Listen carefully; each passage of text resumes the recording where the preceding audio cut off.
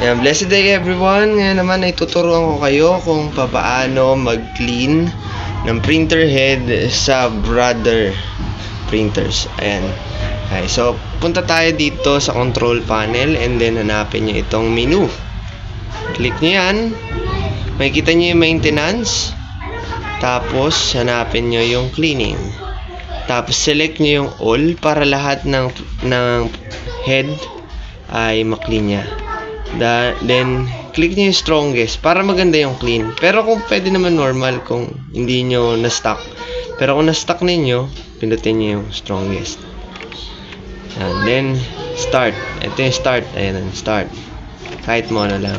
So nag-click clean yan guys. Reminder lang, importante talagang i-clean ang printer head para kapag kayo ay mag-pre-print, hindi madidisgrasya yung image or kung ano man document na i-preprint nyo dahil may mga blank stripes na makikita kayo dun sa papel. So ganun, may guhit-guhit dun guys na walang print. Yan yung makikita nyo. O kaya naman pangit yung distribution ng colors. So yun lang, maraming salamat. I hope nakatulong. God bless.